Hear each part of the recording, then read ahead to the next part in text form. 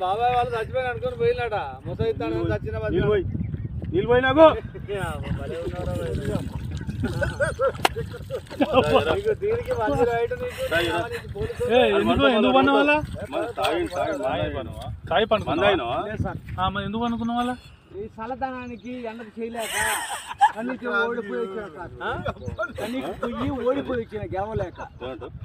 ఏం చేసావు 10 రోజుల నుంచి గణేట్ చేత నాతో గట్టించి